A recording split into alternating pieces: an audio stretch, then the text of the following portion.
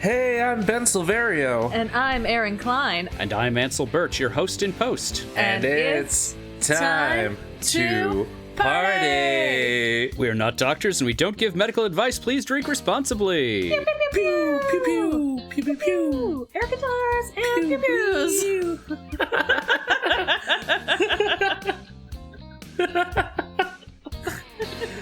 That should be our new hashtag. Hashtag air guitars and pew pews.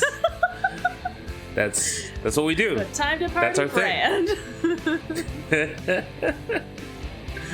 Oh man, well, if you're just joining us, which I hope you are, because this is the top of the episode. This is the top of the episode. This is typically where people join us, but if you don't, that's cool too. If you listen backwards and you just got to this part, you know what? I salute you, to be honest. Yeah, you're Erin's people. Welcome to Time to Party, where we talk about time travel and tangents and pew-pews and stuff. You know, all the good stuff.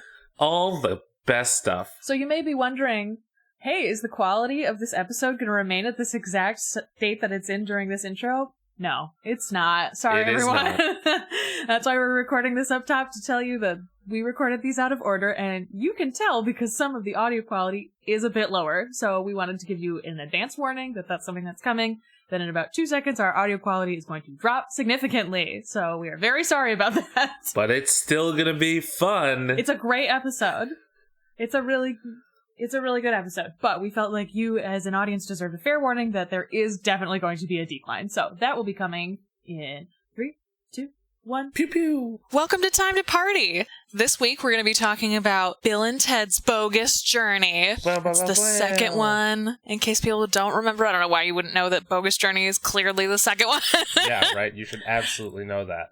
You know, obviously. It's weird because I'm sure people are thinking, like, why aren't they talking about Excellent Adventure? Why aren't they talking about Face the Music? But Bogus Journey doesn't get enough love. Here's a fun fact. I've never seen Excellent Adventure. I've only seen Bogus Journey at least 3 times. Wait, Which what? I realized while we were watching it, because I was like, man, I know I've seen stuff about Abraham Lincoln and am really unfamiliar with that is, and then realized, oh, I've never seen the first one. I've only ever seen Bogus Journey. And I think it's because people think everyone has seen Excellent Adventure, and it just fell through the cracks for me. So I've seen this one. We got halfway through it and I was like, I've seen this movie. I've seen only this one. Yeah. I mean, I love it. I love this movie. I think it's great. Every time I watch it, I've enjoyed it. But yeah, I realized I've only ever seen this one. Oh my gosh. I feel like we need to go back and watch the first one. I mean, we obviously need to do that later, yes. Because, I wrote down at one point, I was like, I don't understand how the time travel mechanisms work or why they're in a phone booth. And then I was like, oh, I've never seen that. Oh, wow. So this is going to be an interesting conversation. Yeah, we're going to... we have a lot to cover, I guess. Oh, yeah, it was a very weird realization to be like, I've definitely seen this one, and I still have never seen the first one. So wow. I feel like I could see the third one and be fine, to be honest. Yeah. Definitely. Because my favorite character is Death. I fucking love Death, and I feel like if I tried to watch the first one... You love Death. Of course I love Death. And, if I tried to go back to the first one, I feel like I'm going to be disappointed that Death isn't in it. Oh, man. Right? Because I don't great. think... He's not in it, but there's a lot of great characters in the first one. Oh, man. I know that it's good, and I know I really should see it. Because, all I know about Misty is that she's remarried to one of their dad. I was like, I don't understand this reference. Yep, that's a callback from the first movie. Yep. Anyway, you want to write out some drinking game rules for this movie that I've only seen the sequel of for some reason? All right, hit me with a drinking rule. Okay. The biggest rule that I have, because it's the one that happens the most out of the ones that I picked out, take a drink every time someone says station. Ooh, that's a good one. I didn't have anything for station, but I like where your brain's at. That's a good one. That's got to be like a beer drink. You can't take a shot every time someone says station or you will fucking die. Yes. Initially, I had it as take a shot every time they say station, and I wrote that down before I rewatched the movie, And then as I was rewatching it, I was like, oh, they say station a lot. Right, and you don't think about it because you're like, oh, I'm casually drinking through the first part of this movie, and then you get to the back half and you're like, oh no, I've made a terrible mistake. Oh yeah. So switch over to beer and then take a drink every time they say station. That's a hard endorse. I like that one. Okay. Ooh, I'm sure you probably have an air guitar riff too, but as a smoker's choice for this one, take a hit every time there's an air guitar riff. That's better, yeah. It's I feel like it's easy. One hit isn't gonna knock you on your ass, and it happens enough times that you can kind of like coast through till the end. Yes. And as we said, the best one is obviously the dad guitar one in the police station. I fucking love that. I laughed so hard. Like, oh, I love that everyone has a unique to them air guitar riff. It's so good. The evil robot Bill and Ted, the good robot Us's, like everyone has a different one. I love it. It's so smart. Like how the sound design in this is just so smart. I love it. Yes. I love that it like creates all of these opportunities for like motif and things that like repeat throughout the course of the movie. It's just really smart. And if I'm not mistaken, when Death does it, it's a bass riff. Yes, it's different. Yeah. I believe it's a cello riff actually. Since or is he playing a stand? He must be playing a stand-up bass. Yeah, he's really tall. Yes. Then yes, it is definitely a bass riff. I love it. It's just so good. Okay. My next drinking rule kind of goes along with the first one, you know? Like, drink every time they say station out of respect. Take a shot every time you see George Carlin out of respect. Yes. I wrote that down at one point. I was like, George Carlin? Why the fuck is George Carlin in this movie? It made me realize a big role in the first one. Oh. Yeah. Oh, okay. I had no idea. I was so confused. Like, why is George Carlin in this, like, weird cameo? I'm picturing our listeners just, like, yelling at their device right now, being like, Rufus! Rufus? No, I have no idea. His name. I heard the bad guy call him Rufus, and I was like, I have no idea what any of this means. Oh, no clue. Yeah. See, I definitely haven't seen the first one then, because I have no idea what that means. So, wow, that's weird. George Carlin's character's name is Rufus. That's very funny. Okay. Take a hit every time someone says Battle of the Bands. Oh, yeah. That does happen a whole lot. It's a lot. They say it a lot. I started writing it down at the beginning, and then it's sort of like Station. It does the opposite thing, where at the beginning you hear Battle of the Bands a ton of times, and then at the end you start to like kind of have it peppered in again, but it like fades out as you get to the middle too. So I feel like it's a balanced rule. You can like pair it up with other rules. Yeah, definitely. My next rule is drink every time someone says excellent. Ooh. That's a lot. I thought it was going to be a lot more. So it's a Did you take tallies? Yeah, I did. How many is it? About 10. That's it? Really? Yeah. Wow, I thought it was going to be a lot more than that. Okay, all right. So originally the rule was going to be drink every time they say dude or babe. And they say too many. Yeah, that's too many. They use it like an almost. It's like a word that just gets thrown as like a pause. Exactly. Yes. They say babe a lot more than dude, but like it's a lot. Yeah, wow, I'm really surprised that they don't say excellent. I mean, I guess this isn't Excellent Journey, so it makes kind of sense that they wouldn't be saying excellent as much. Also, they're like literally in their own personal hell at one point. I don't know why you would use excellent in that context.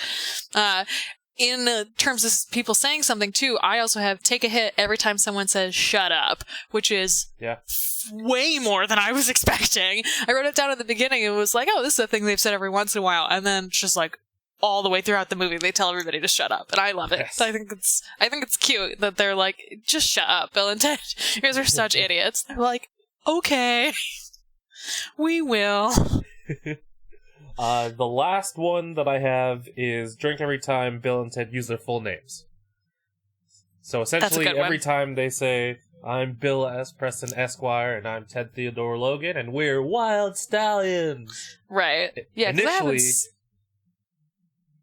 initially I had Wild Stallions and the names split up as two different rules. But every time they use the names, they just say Wild Stallions anyway. Right, exactly. It's the same thing. It's like a tick. Like every time they say their full name, that means that they're introducing their band. Yeah. Right. I liked when they did that to God. Yeah.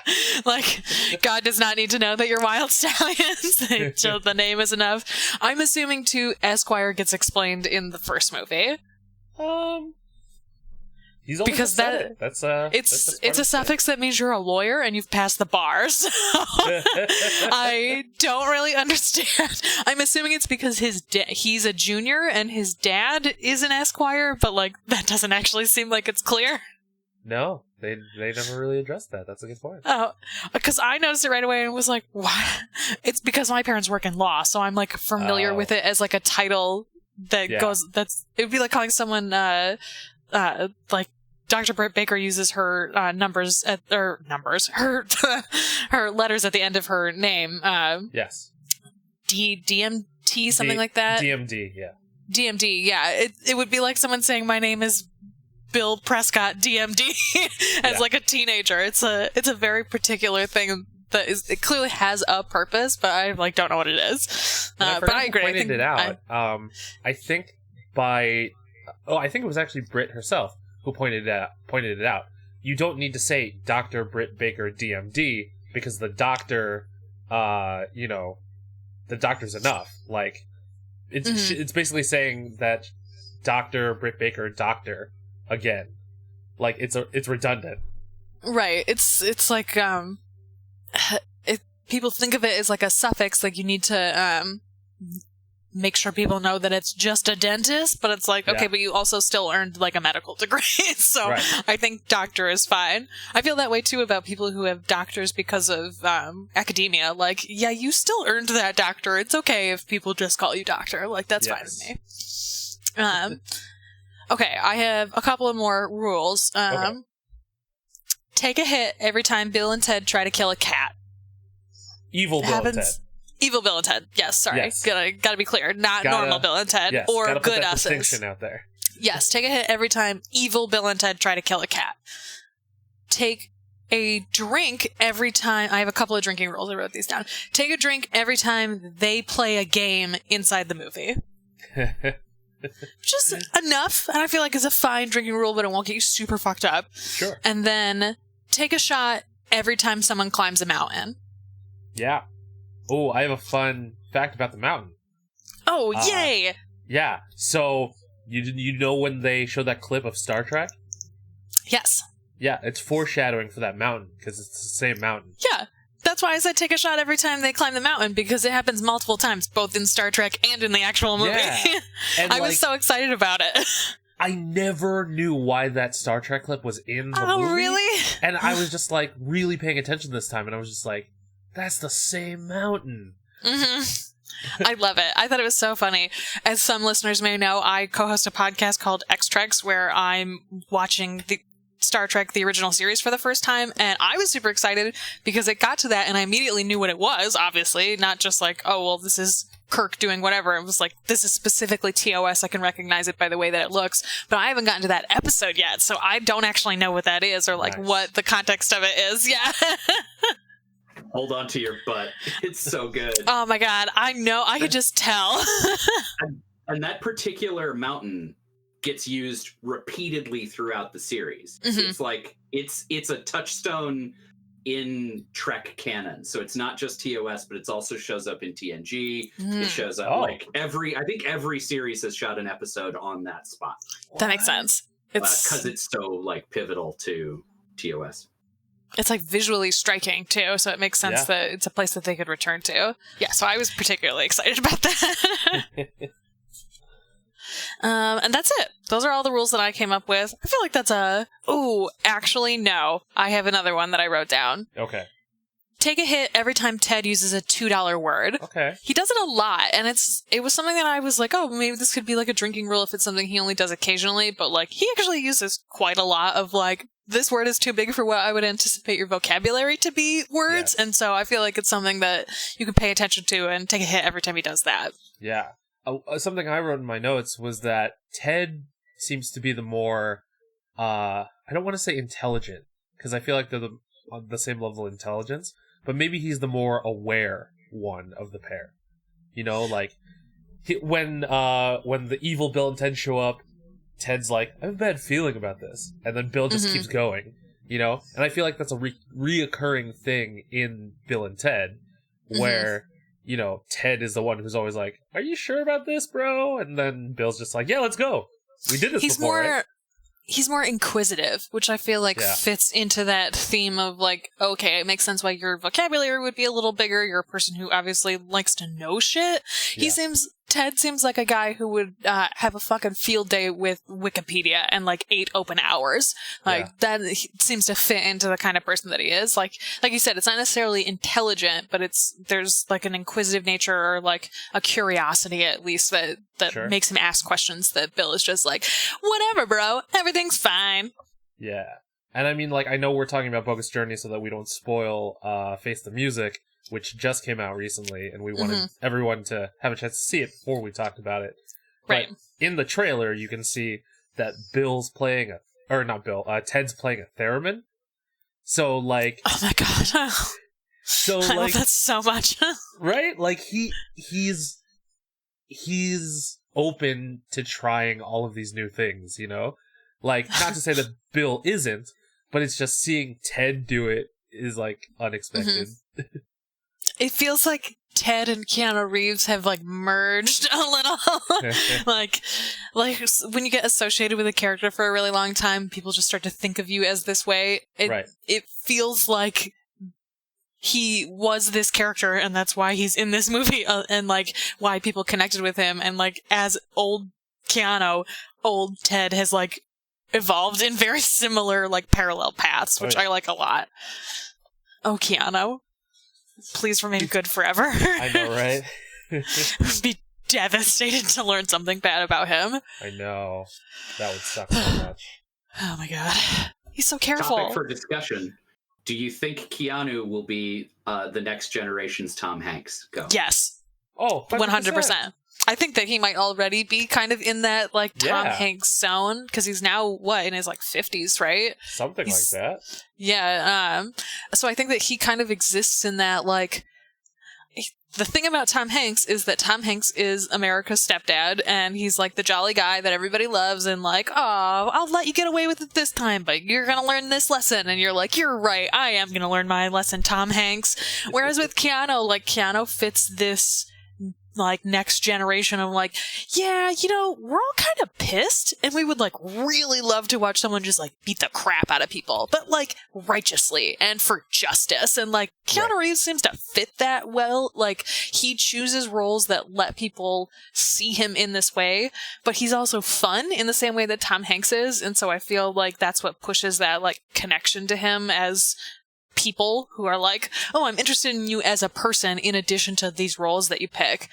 And like Tom Hanks seems like a good dude in real life, where like he and his wife are very active politically. They try to give money to like pretty decent causes, and it feels like Keanu kind of exists in that same space of like he's very aware of the fact that he's a celebrity and the things that he does have impact and that other people notice. And so I feel like he's kind of been prepping for that. And in the same way, Tom Hanks and Keanu Reeves started working young.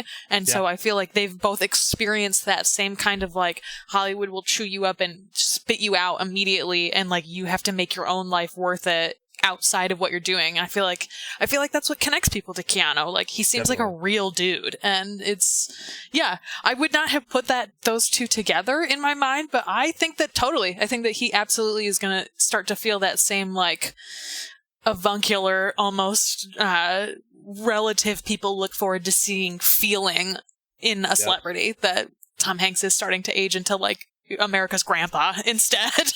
Yeah, it's because Tom Hanks is 64 and Keanu is 56.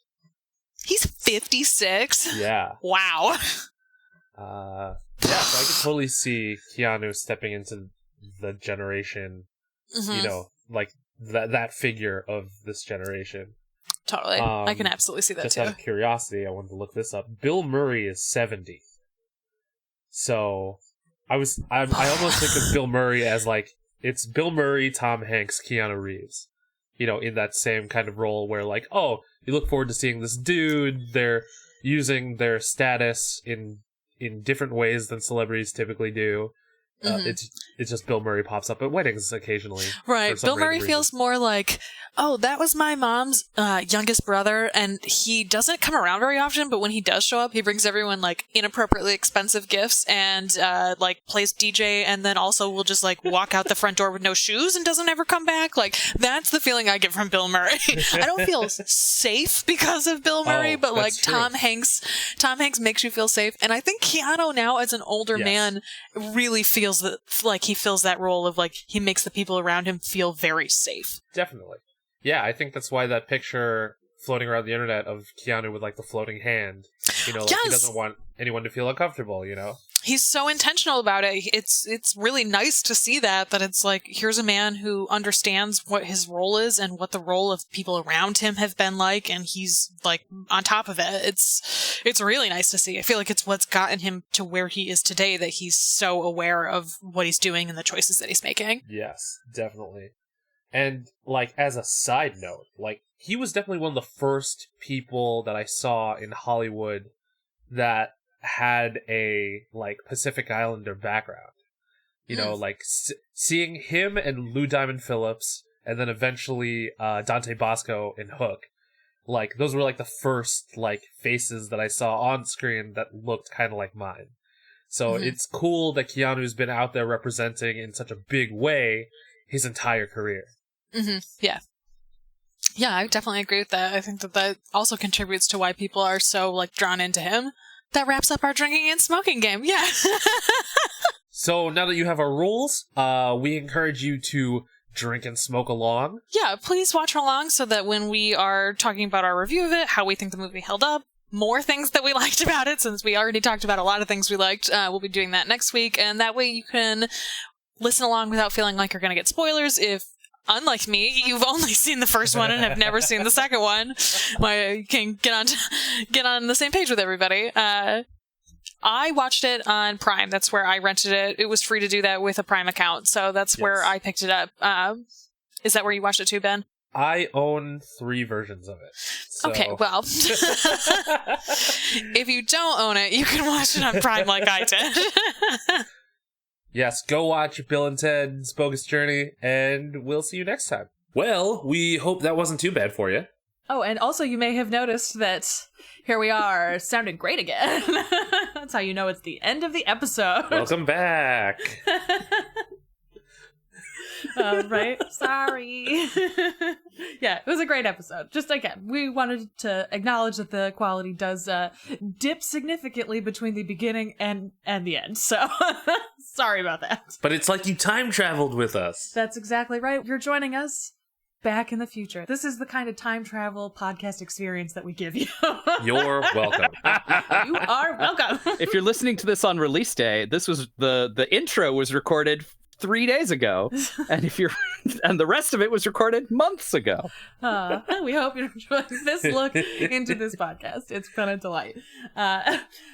Until next time, with our next episode, which will, spoiler, have a similar middle part quality problem. Yep. You can find us on the internet. You can find me on Instagram at NYDUrgency. On Instagram and Twitter, I'm at Silverio20. I'm at Indecisionist on Twitter and at The Indecisionist on Instagram. A huge thanks to Marlon Longit of Marlon and the Shakes for our theme song, and April Moralba for the podcast art. You can use the hashtag time2party, that's time the number 2 party, to interact with us, talk about time travel, tweet us drinking and smoking game rules. If there was something that we missed in this particular episode of Drinking and Smoking Games, you're like, honestly, how in the world could they have missed that? You should tweet at us using hashtag time to party. Please, we welcome the oncoming storm.